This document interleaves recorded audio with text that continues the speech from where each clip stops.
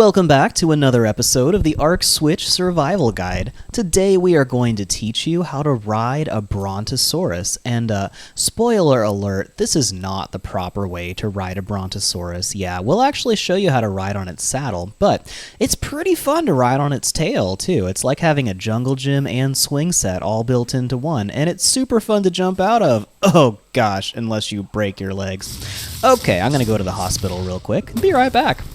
So, the Brontosaurus is actually an amazing dinosaur. It's kind of like having a gigantic stegosaurus, and a brontosaur can clear out forests and gather berries in about a block-wide radius. So, if you want to clear a gigantic area really fast, the brontosaur is amazing for doing that. It's also one of the most effective and efficient ways to gather massive amounts of thatch and bring it back to your base, because you can chop down all the trees around without even moving and just get crazy amounts of thatch with a Brontosaurus. We'll also teach you some other really cool tips and tricks for riding a Brontosaurus and some really cool things about a Brontosaurus that you might not have ever known. So be sure to watch the rest of this video. It'll be really helpful. Now, the first thing we need to do if we want to ride a Brontosaurus is actually make a Brontosaurus saddle, and you have to hit level 63 in order to unlock its first saddle. Now, a Brontosaur actually has two saddles, one at level 63, which allows you to ride it like a normal dinosaur, and the second saddle is the platform saddle, which unlocks at level 82.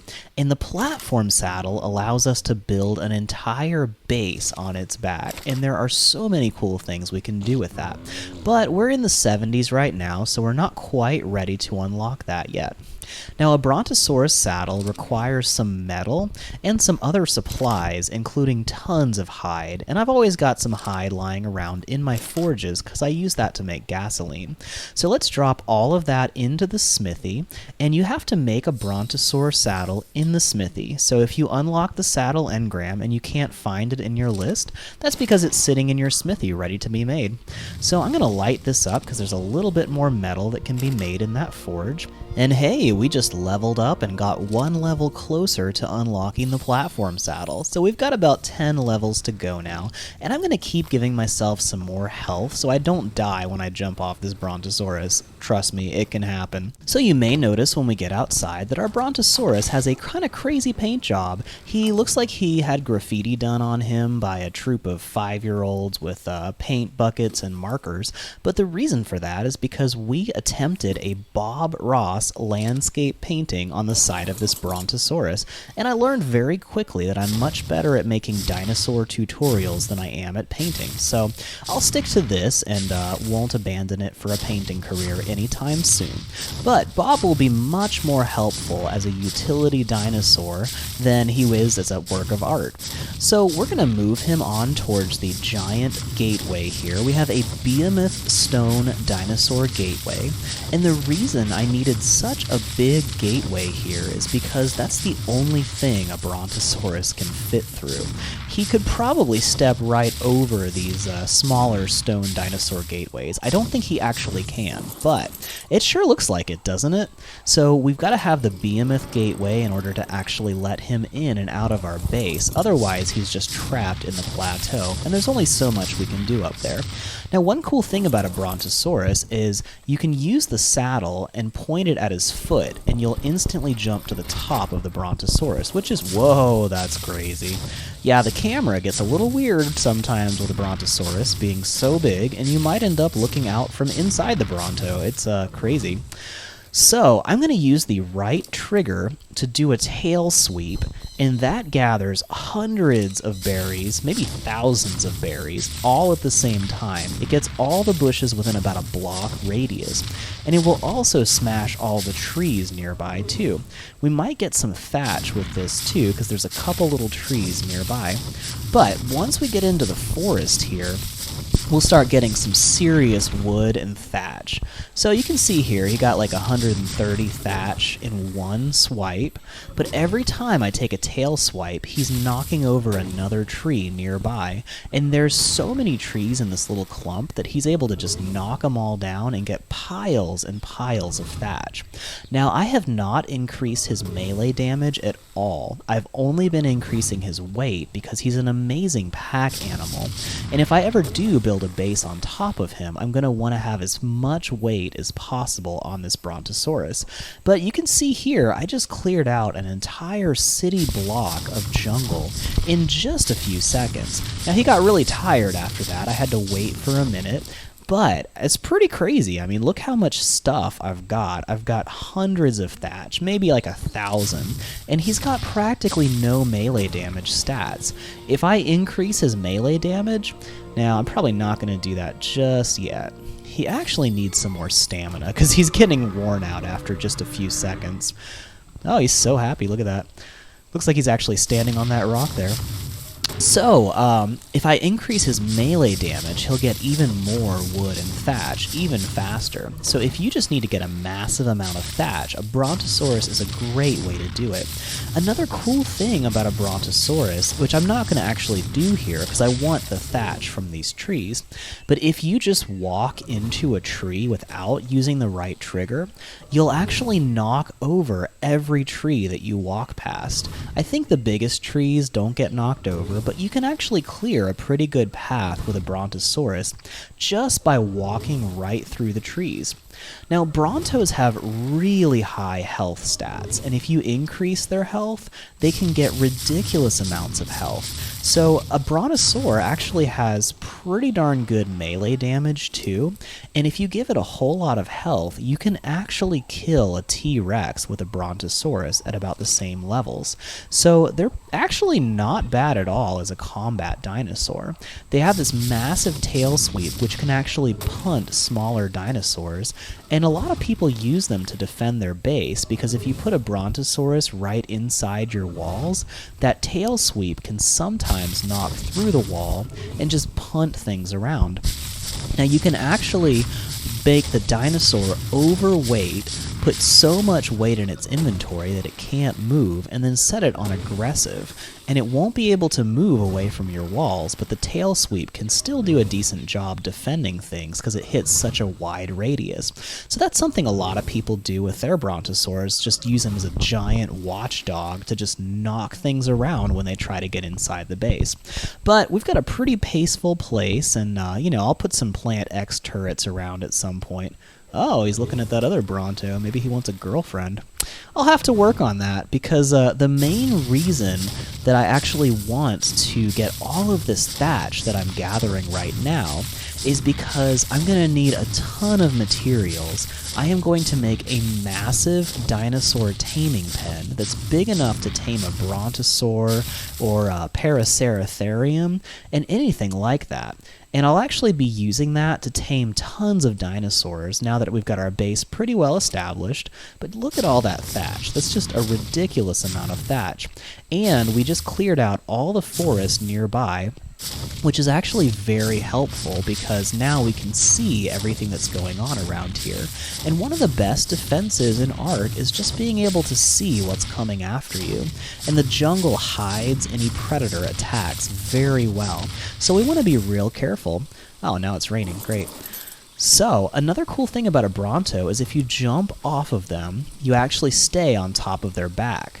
And you can run up and down, hop on their tail, any of that stuff. But it's kind of cool to have a platform you can stand on and actually be out of reach of a lot of smaller dinos that might attack you. So you can actually use a Brontosaurus as a nice little mobile platform to shoot stuff down from.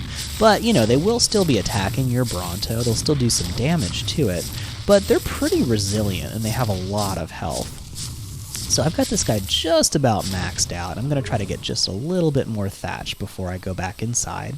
Now another crazy thing about a Brontosaurus is even with some decent melee damage, you can get thousands of berries at once, and it's actually one of the most efficient ways to get Narcoberries and Stimberries, which you're going to use for tranking and knocking out dinosaurs. So if you need a really good source of Narcoberries so you can make a lot of tranquilizers, this guy is an amazing way to do that. He'll just get piles of the stuff, and I'm probably going to have enough narcotics to be able to knock out and tame any of the dinosaurs I'm going to tame for a very long time. But we have finally managed to make this guy overweight, even though he has 2,240 max weight. But he's starting to move pretty slow, and he's slow enough already. So even though berries are reasonably light, a stack of 100 berries is still 10 pounds. And as you can see, we have like 5,000 berries, I don't know. So I'm going to drop a lot of berries to make up some space. So we just dropped 3,000 blue azulberries, and now we can move around again pretty freely. Now, this is a Brontosaur sprinting. He's not going full speed, but it's pretty close to full speed, so he is not a fast dinosaur. To quote Big Hero 6, I am not fast. So, yeah, they're not great for moving quickly, but they are amazing for carrying huge amounts of supplies all at the same time.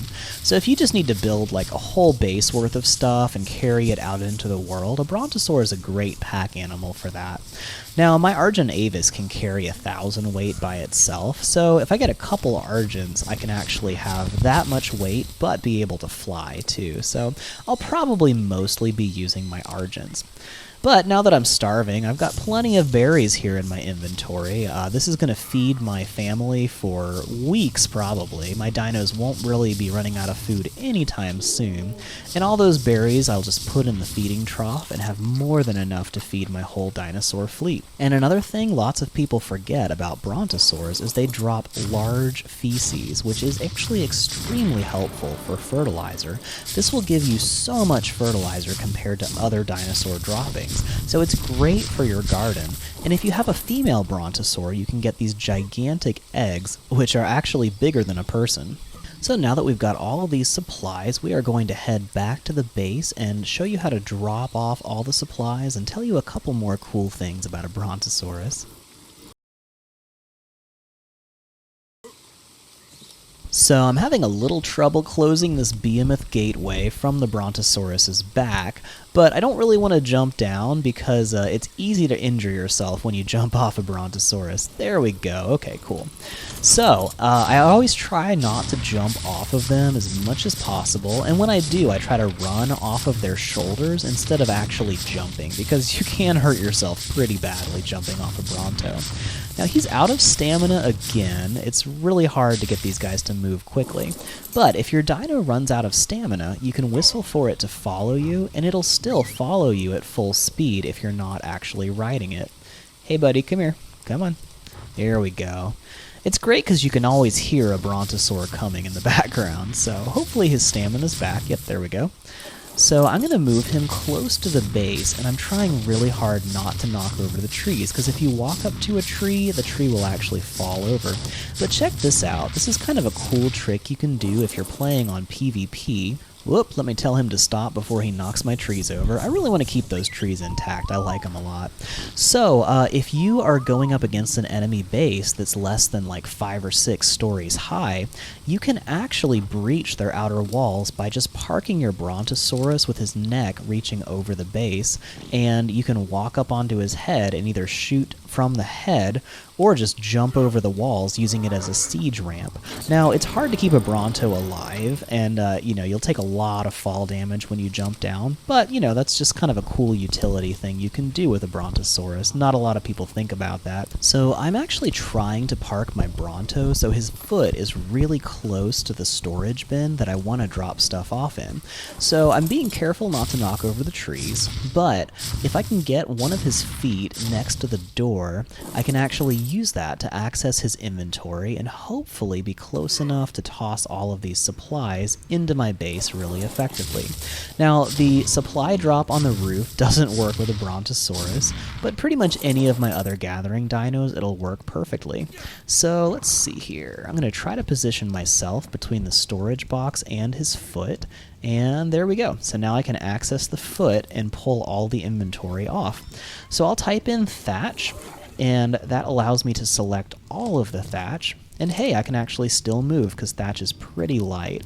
So I'll type it again here and hit these arrows to transfer all of that into the storage box. And now we've got an entire storage box full of supplies. And we'll drop some more over here too. So I don't know, that's probably at least 5,000 Thatch that we just collected in about 5 minutes. Not too bad if I do say so myself. And we've also got, you know, a few hundred wood, which is also very helpful. Now, since I can't move with the wood, I'm just going to use the left trigger to throw all of these parcels down, and you can throw them a few foundations, and from there I can just pick them up and move them right into the inventory box, which is a lot faster than carrying them one by one. So that saves a little bit of time anyway. Even though it's not the absolute most efficient way to do this, I should probably put a storage box right inside the door, and that would be a little bit faster. But that should be enough materials to actually build a gigantic dinosaur taming pen, which is the main thing that I wanted to do on this episode. Now, I'm being very careful to not step on my dinos because if you park a Brontosaurus right on top of a dinosaur, it can sometimes have some really bad glitching effects, and I'm pretty sure that's how I lost my bright red Velociraptor. Not the Tech Raptor, thank goodness, but I had another bright red Raptor, and I parked it right underneath the Brontosaurus, and I think the game glitched somehow, and it pushed him down through the ground, because when I logged back in, he was gone. Never saw him again. Now, since that was just a glitch, I will probably put together an admin commands tutorial very soon, which will show you how to respawn a dinosaur that the game just deletes accidentally. So that should be really helpful, and it'll be nice to have our raptor back. Although my next priority is to make a giant taming pen, and I'm actually planning to use that to tame quite a few things, but I'm also going to tame a Paraceratherium, which is kind of like a giant elephant camel thing. We've seen quite a few of them in the swamp and killed them, but the cool thing about those guys is they actually can have an entire base built on their back, and you can do that as low as level 50, which will be really helpful. So if I can tame one of those guys, I can show you some crazy cool tricks where we can build a mobile base on top of the Paraceratherium and use it to walk all over the entire island with a giant fortified tank, basically. So that's going to be a whole lot of fun. So be sure to subscribe to this channel and hit that bell for notifications so it will tell you when the next video comes out. We'll be doing some more really cool stuff really soon. So I hope you enjoyed this episode, and I hope it was helpful. I know this was mostly just gathering Thatch, but hopefully you learned some cool tricks and tips on the way. And if you liked it, please drop a like. And be sure to leave a comment if you have any questions or suggestions or tips for other people. I always really enjoy your feedback. And if you want to watch more videos that I am in, my wife and I have a new YouTube channel where the two of us play console co-op games together. And I'll put a link to that in the description of this video. So until next time, I hope you enjoy your Ark adventures, and we will see you very soon. Thanks so much for watching this video from the Ark Survival Guide. If you enjoyed it or found it helpful, please like this video and subscribe to our channel so we can bring you more great guides like this one. Ark is an amazing game, but there is so much to learn before you can really enjoy it. We are dedicated to bringing you high-quality guides, tutorials, and Let's Play videos that are fun, helpful, clean, and suitable for the entire family. There's a tutorial in this series for everything we have done so far in this video. Check out these playlists for more episodes from this series and other guides to help you enjoy your journey on Ark.